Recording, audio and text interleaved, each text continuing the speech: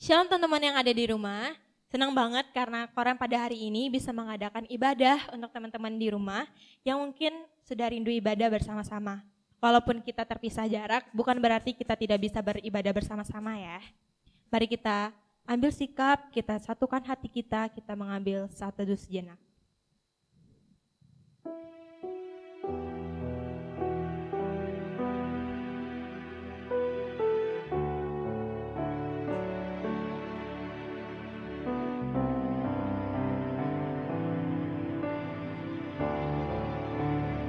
Teman-teman, mungkin selama pandemi ini kita semua sudah di rumah aja. Sebagai manusia biasa, tentu ada ya rasa bosan, rasa malas, sampai untuk ngelakuin hal-hal yang sudah menjadi rutinitas pun kita malas kadang. Misalnya, untuk sekedar mendengar renungan singkat. Karena kita di rumah aja, pasti banyak godaan untuk enggak deh, nanti aja. Lalu kesempatan kita untuk mendengarkan renungan itu lewat begitu saja.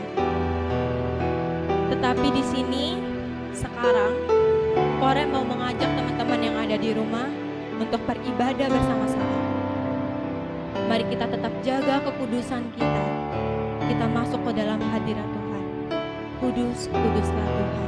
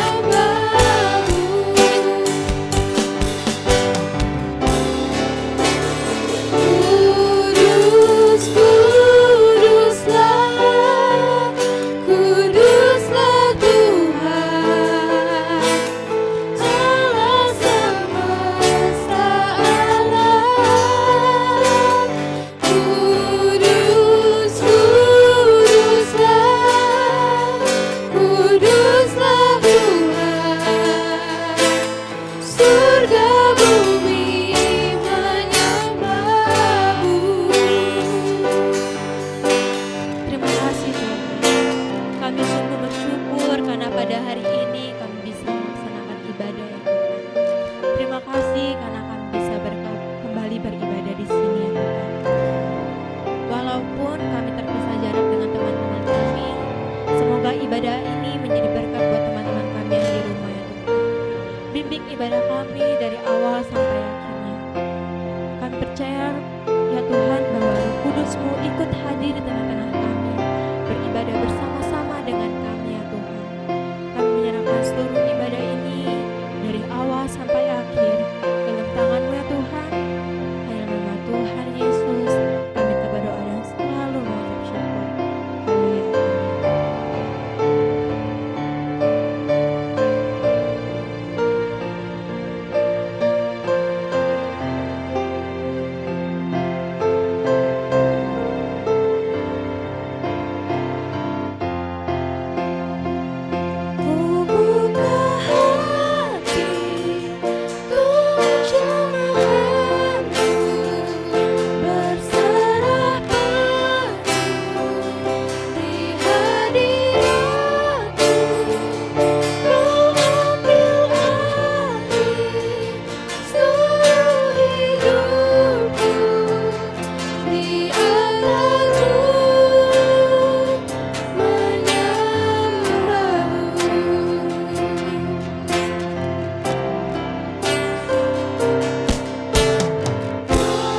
Haleluya.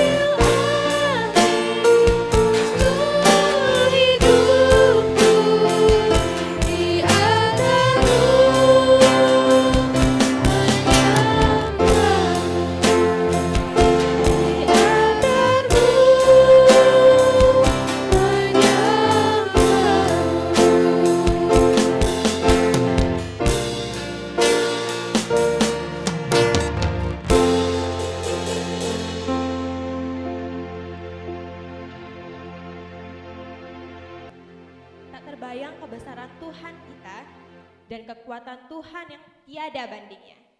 Mari kita serahkan seluruh hidup kita untuk melakukan semua rencananya. Karena percayalah teman-teman, rencana Tuhan adalah yang terbaik untuk kita. Dia agung dan perkasa, mari sama-sama kita nyatakan ajaib Kau Tuhan.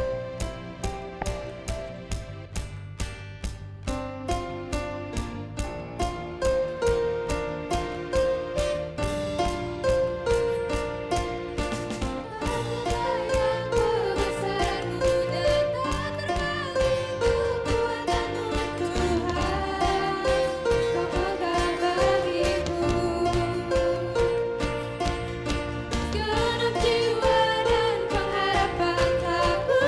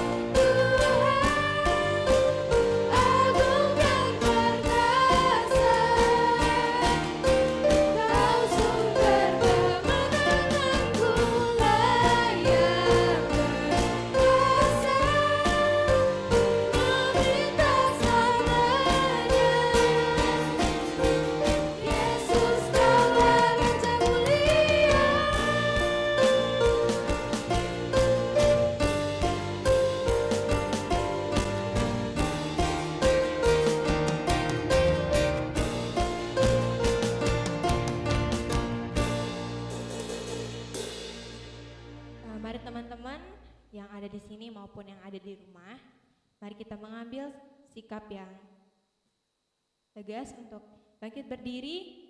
Mari kita menyatakan pengakuan iman rasuli. Pengakuan iman rasuli. Aku percaya kepada Allah, Bapa yang Maha Kuasa, Khalik langit dan bumi, dan kepada Yesus Kristus, Anak yang tunggal Tuhan kita, yang dikandung daripada Roh Kudus, lahir dari anak darah Maria, yang menderita sengsara di bawah pemerintahan Pontius Pilatus, disalibkan, mati dan dikuburkan, turun ke dalam kerajaan maut, pada hari ketiga bangkit pula dari antara mati, naik ke surga, duduk sebelah kanan Allah, Bapa yang Maha Kuasa, dan dari sana akan datang untuk menghakimi orang yang hidup dan yang mati. Aku percaya kepada Roh Kudus, Gereja yang kudus dan am, persekutuan orang kudus, pengampunan dosa, kebangkitan tubuh dan hidup yang kekal. Amin. Teman-teman dipersilakan duduk kembali.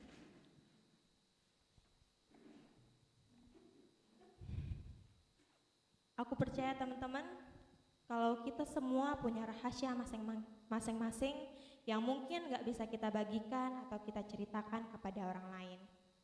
Itu mungkin akan membebani pikiran kita. Tetapi kalian perlu tahu teman-teman, kita masih punya Tuhan untuk menjadi teman cerita kita. Mungkin untuk menyembunyikan rahasia kita bisa aja bohong ke teman-teman sekitar kita. Tetapi ada satu yang perlu kalian tahu, kita tidak bisa berbohong kepada Tuhan kita, karena Dia adalah pribadi yang mengenal hati kita.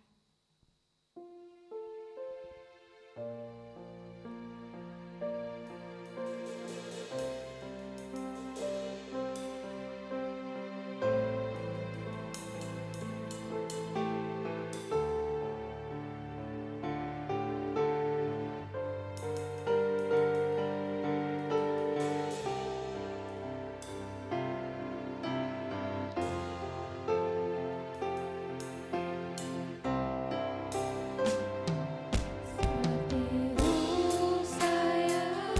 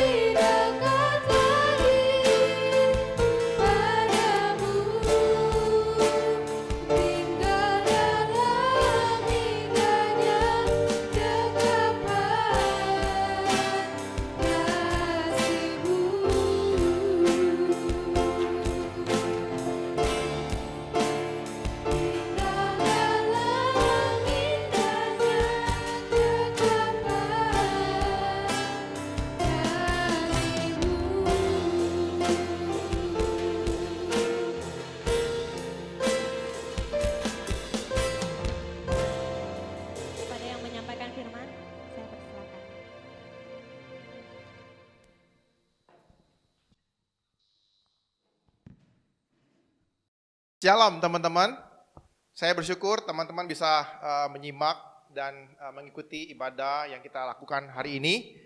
Ibadah pertama online Komisi Remaja GP Kris Pangkal Pinang. Mari kita sebelum mulai merenungkan firman Tuhan kita berdoa.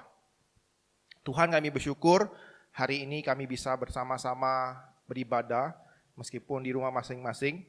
Dan teman-teman pelayan sudah mempersiapkan YouTube-nya. Nah, biarlah ini boleh menolong kami ketika kami harus ibadah di rumah dan menolong kami tetap dekat dengan Tuhan, terus percaya Tuhan akan memimpin dan memelihara kehidupan kami. Berkati Tuhan pemberitaan firman pada hari ini, nah, biarlah kami boleh mengerti dan melakukan kebenaran firman-Mu. Dalam nama Tuhan Yesus kami berdoa dan mengucap syukur. Amin. Nah, teman-teman, suatu kali ketika contoh habis pelayanan bareng-bareng Mukse, kami habis antar perjamuan kudus. Nah, terus Mukse cerita-cerita, kami cuma berdua pada waktu itu. Dia cerita tentang topik yang menarik, tentang karakter manusia. Dia bilang sebuah peribahasa, emas itu tidak akan takut dengan api.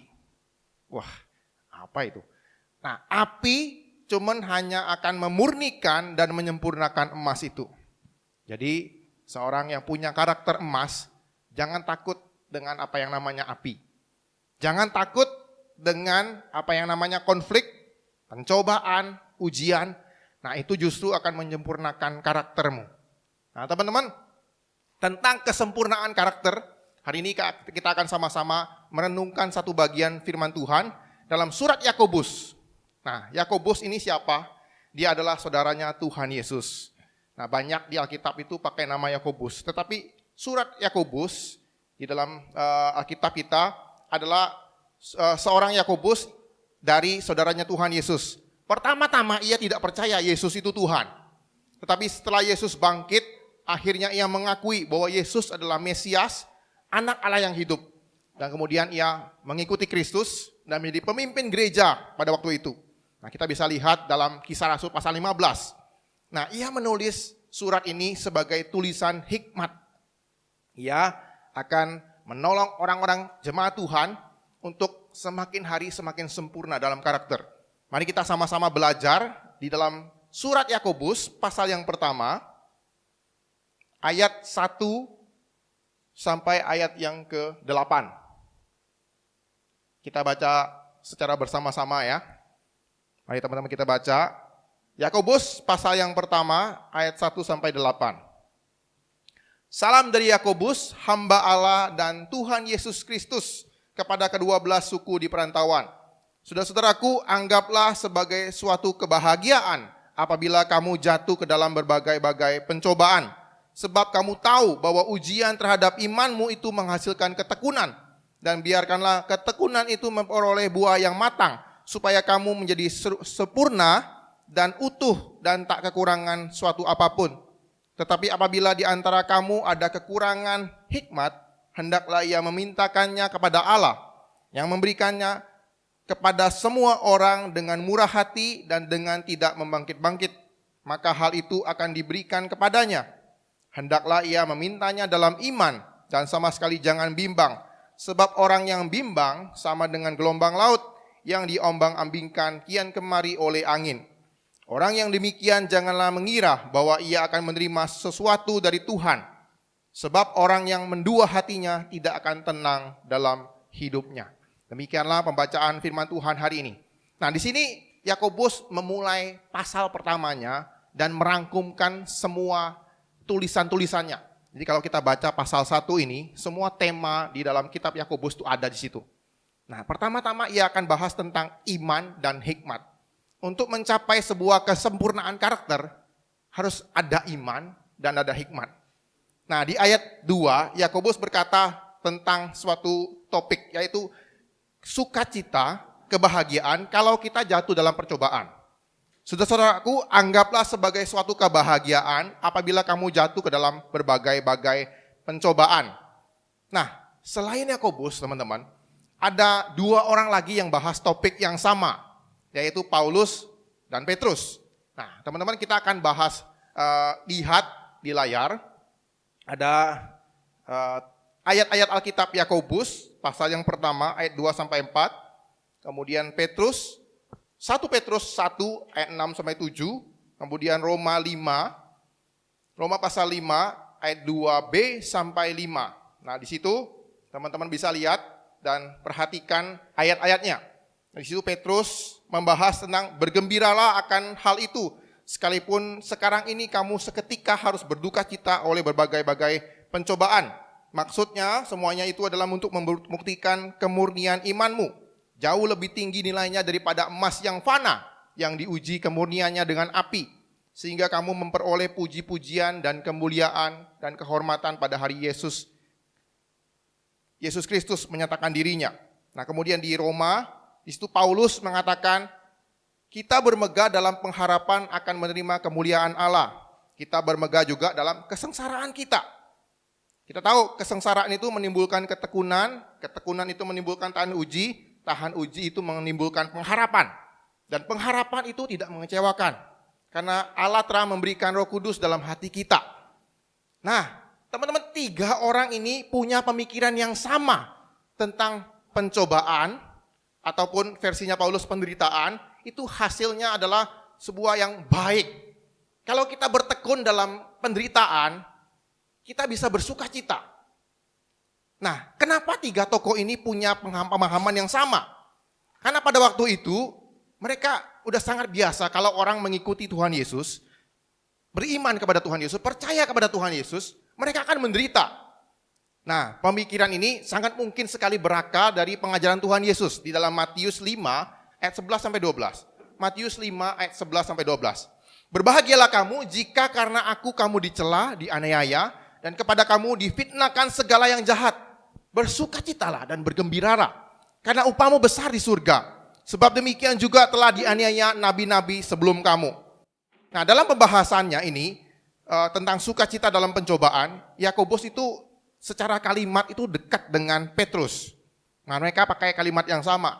Tetapi secara pemikiran, Yakobus mirip dengan Paulus. Nah, masing-masing punya penekanan yang berbeda, karena memang beda-beda jemaat sesuai dengan jemaatnya. Nah, tetapi di sini Yakobus percaya bahwa pencobaan itu adalah hadiah dari Tuhan. Jadi harus kalau terima hadiah kan sukacita. Jadi terima pencobaan itu harusnya sukacita. Nah, karena apa? Karena itu akan membentuk karakter kita supaya kita nanti jadi sempurna. Nah, sejak dulu orang Israel itu sudah banyak mengenal tentang pencobaan. Pertama-tama kan kalau kita lihat bapak orang Israel adalah Abraham. Abraham diuji mengorbankan anak satu-satunya, Ishak. Kemudian setelah bangsa Israel itu besar, mereka dijajah Mesir, mereka dikeluarkan oleh Musa. Nah, di padang gurun Tuhan mencobai mereka. Kemudian setelah dapat tanah perjanjian, mereka memberontak kepada Tuhan, Tuhan buang mereka ke Babel. Sampai kalau kita lihat antara perjanjian lama dan perjanjian baru Alkitab kita, itu ada masa antara. Antara itu adalah 400 tahun Tuhan tidak bicara. Nah, isi Tuhan menguji mereka. Dan terakhir di zaman gereja mula-mula pada waktu itu, orang-orang Yakobus hadir. Di situ Tuhan juga menguji mereka. Pencobaan, penderitaan sangat kental di sana. Jadi teman-teman, ujian atas iman akan menghasilkan ketekunan. Yang dalam bahasa Petrus itu ujian iman itu sama seperti emas itu dimurnikan dengan api. Karakter kita akan dimurnikan oleh pencobaan. Mereka sadar betul pada waktu itu. Mereka sedang mengalaminya. Nah, teman-teman, di sini orang-orang percaya pada waktu itu bukannya maniak pencobaan ya. Mereka bukannya maniak penderitaan. Oh ya Tuhan, siksa saya, cobai saya. Enggak ya. Tapi karena apa? Mereka tahu ketika mereka mengikuti Yesus, itu resikonya.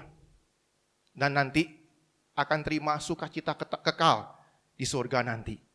Nah, ini saya kasih contoh teman-teman. Zaman saya itu, di zaman saya remaja, ada semua game challenge. Namanya touch the car, sentuh mobil. Jadi ini gawenya adalah pegang siko oto. Jadi sampai kamu udah kawagi. Yang paling tahan pegang oto itu, touch the car, dia akan dapat mobilnya. Yang paling tahan. Gitu. Jadi selama 1 hari cuman dikasih beberapa kali untuk istirahat, kencing dan makan. Tandingnya bisa berminggu-minggu. Jadi di salah satu mall mereka harus touch the car. Jadi ada akhirnya sudah sampai berapa minggu hanya 1 orang tuh dapat pegang mobil sampai Dakawagi. Sampai dia menang. Sampai semuanya rontok. Seperti itu. Nah, ia bertekun untuk megang mobil.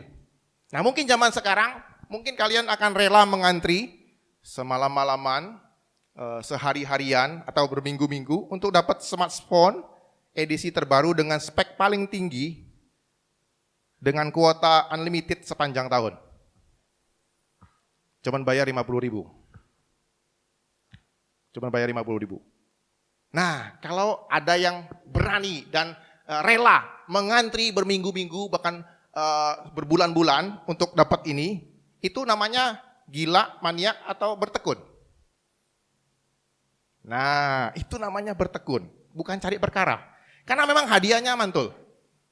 Dia bukan dapat handphone saja, smartphone yang paling tinggi, tetapi dapat kuotanya. Percuma dapat handphone paling tinggi tapi nggak dapat kuota. Harus keluar duit lagi cari kuota. Seperti itu. Nah, seperti itu ketekunan dalam penderitaan, teman-teman.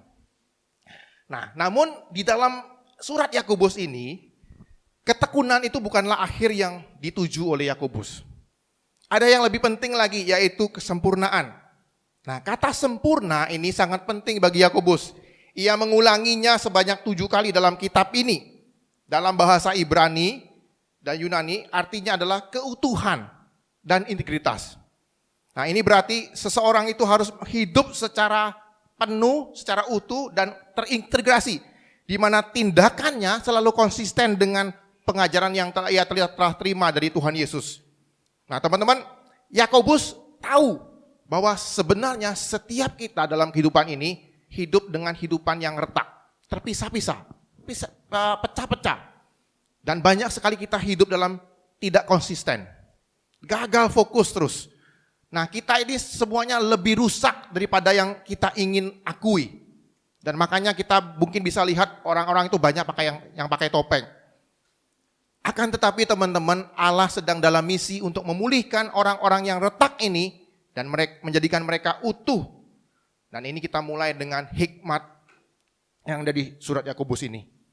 Hikmat untuk mampu melihat kesulitan yang terjadi dalam kehidupanku ini dengan cara pandang yang baru, yaitu cara pandang Allah. Nah, inilah kenapa Yakobus ingin kita menghadapi pencobaan itu dengan sukacita. Kita harus percaya penuh kepada Tuhan, bertekun dalam iman, sehingga kita menghasilkan sebuah karakter yang sempurna. Ini menjadi tujuan Yakobus. Alasan bertekun, alasan bersukacita dalam penderitaan. Supaya karakter kita sempurna. Nah, namun bagaimana kalau kita ketika menjalani penderitaan ini, pencobaan ini, kita nggak mengerti maksud Tuhan. Kayaknya penderitaan tuh nggak selesai-selesai. Kayaknya hidup saya ini suwek terus, sial terus Tuhan. Kok begini sih jadi ikut Tuhan? Nah, Yakobus tahu kondisi ini. Dan dia katakan, kita dalam proses, kita belum sempurna. Karena itu, mintalah kepada Tuhan. Supaya Tuhan memberikan hikmat. Bijaksana daripada Tuhan untuk mengerti mengapa ini terjadi. Dan bagaimana jalan melewatinya, menghadapinya. Nah, kita bisa baca itu di dalam ayat 5 dan 6. Tetapi apabila kamu di antara kamu ada kekurangan hikmat, hendaklah ia memintakannya kepada Allah yang memberikan kepada semua orang dengan murah hati dan tidak membangkit-bangkit, maka hal itu akan diberikan kepadanya. Mintalah dengan iman, sama sekali jangan bimbang. Seperti itu. Nah, teman-teman, meminta dengan iman, dengan percaya dan bimbang. Kenapa? Karena Allah pasti beri. Ia tahu kita butuh hikmat itu. Kalau apa yang kita butuhkan, pasti Allah kasih. Bukan apa yang kita inginkan ya, apa yang kita butuhkan. Jadi saya kutip dari tulisan Douglas Moo. The spiritual perfection, that is the goal of trials, will be achieved only when divine wisdom is present. Jadi kesempurnaan spiritual adalah tujuan dari sebuah pencobaan. Dan itu akan dicapai kalau kita punya hikmat Tuhan. Nah teman-teman, memang kalau menghadapi pencobaan itu ada dua pilihannya. Pertama, kamu tetap percaya Tuhan atau kamu bimbang. Nah ketika kamu bimbang, kamu akan digiring kepada kekhawatiran. Percaya Tuhan? Enggak terlalu percaya juga. Percaya dunia, percaya omongan orang lain, enggak percaya juga. Akhirnya bimbang, enggak jelas, akhirnya makin khawatir. Dan orang yang khawatir jangan harap bisa dapat apa-apa daripada Tuhan. Apalagi dapat dari dunia. Jadi kita harus pilih tetap percaya bahwa Allah itu baik. Dan Dia tahu yang kamu butuhkan. Terlepas dari kondisimu seperti apa, penderitaanmu seperti apa, pencobaan yang kamu hadapi seperti apa. Tetap percaya Tuhan itu baik. Nah itulah hikmat daripada yang Yakobus tuliskan. Nah oke lah. Contoh, jadi pencobaan yang sekarang ini yang terjadi dalam kehidupan saya membuat saya semakin bertekun sempurna dalam karakter saya. Oke, saya tahu. Terus kemudian saya harus melihat pencobaan itu dengan cara pandang sukacita. Ya, contoh. Oke. Nah, kalau aku tidak ngerti dan aku tidak bisa bersukacita, harusnya apa? Aku harus doa kepada Tuhan, minta hikmat kepada Tuhan supaya Tuhan beri. Dan Tuhan pasti menganugerahkan hikmat itu supaya saya mengerti. Oke, sampai sini saya ngerti contoh. Kemudian apa selanjutnya? Bagaimana langkah konkretnya untuk melakukan hal ini? Nah, saya mencatat ada 3 langkah praktis supaya kita kerjakan sebagai anak-anak Tuhan, anak-anak muda. Pertama adalah talking to yourself, not listening to yourself. Oke? Talking to yourself, not listening to yourself. Saya dapatkan ini dalam perenungan Tim Keller dalam Mazmur 42. Nah, ketika ada pencobaan, masalah, konflik, dan penderitaan terjadi dalam hidupmu, engkau harus sering-sering ngomong kepada dirimu. Ngomong kepada dirinya, dialog kepada dirimu. Katakan kepada dirimu tentang firman Tuhan. Pencobaan ini adalah untuk mencemurnakan karaktermu. Ayo hadapi, minta pimpinan Tuhan. Jangan dengarkan apa kata-kata dirimu. Mungkin engkau dikata-katai oleh dirimu, ya kan memang kamu ini bodoh, kamu ini memang jelek, kamu itu memang gitu. Terus apalah ngerapi. Nah, mulailah pikiran-pikiran jahat itu masuk. Ingat, sering-sering ngomong ke dirimu. Jangan dengarkan apa kata dirimu. Ya. Kedua, terus bertekun dalam imanmu. Jangan tukar imanmu dengan yang lain. It's not worth it. Ingat janji Tuhan Yesus, di luar aku kamu tidak bisa berbuat apa-apa. Tekun dalam iman. Kemudian yang ketiga, di 3 ini ada 3. A, B, C. A, 3A adalah pray, 3B adalah pray, 3C adalah pray. Jadi doa. Minta hikmat Tuhan supaya kamu mengerti dan tahu jalannya. Kiranya ini boleh menolong kalian untuk menghadapi masa-masa krisis saat ini. Tuhan Yesus memberkati, mari kita berdoa. Tuhan, kami bersyukur buat kebenaran firman-Mu yang telah kami dengarkan pada hari ini. Dan biarlah Engkau boleh menguatkan kami ketika Engkau menganugerahkan sebuah penderitaan, sebuah bencana terjadi dalam kehidupan kami. Itu adalah satu tujuan supaya kami sempurna di dalam Engkau. Semakin dewasa dalam karakter, semakin bertekun dalam iman. Dan biarlah Tuhan boleh menolong kami dan menganugerahkan hikmat untuk mengerti dalam pergumulan kami masing-masing. Sesuai dengan diri kami Tuhan, kondisi kami masing-masing. Berkati kami dan tuntunlah kami. Dalam nama Tuhan Yesus kami ucap syukur dan berdoa. Amin. Saya serahkan kepada pemimpin selanjutnya. Teman-teman, kita semua adalah orang-orang yang beruntung karena Tuhan sungguh bermurah hati untuk menebus semua dosa kita. Pernahkah kita berpikir untuk membalasnya? Dengan apa? Pengabdian. Bahkan dengan itu tidak cukup untuk membalas kesetiaan dan kasih-Nya. Tetapi Mari kita tetap balas pengorbanannya yang indah untuk kita semua, agar kita semua melakukan yang terbaik yang kita bisa. Walaupun kita tahu itu semua tidak cukup. Sungguh indah.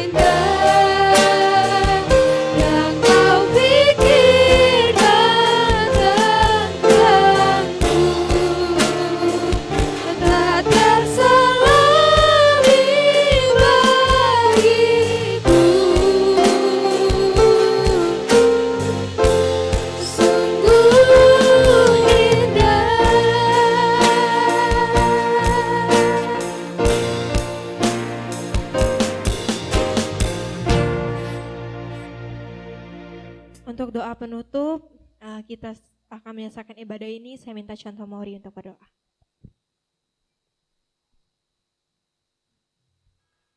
Mari kita bersama-sama berdoa. Tuhan, kami bersyukur buat kesempatan yang Kau berikan buat kami.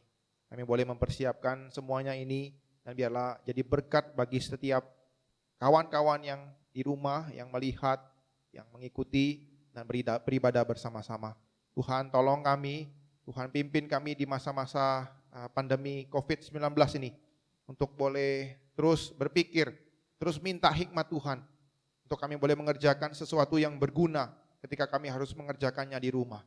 Tuhan berkati, Tuhan jagai setiap kami rindu menjadi anak-anak Tuhan yang tetap setia, beribadah kepada Tuhan, merenungkan firman-Mu, membaca firman Tuhan, dan menjadi tetap orang yang mengikuti Engkau dengan setia. Tuhan, kami bersyukur buat sepanjang ibadah ini. Tuhan berkati apa yang kami kerjakan. Dalam nama Tuhan Yesus kami ucap syukur dan berdoa. Amin. Thank you, Jesus.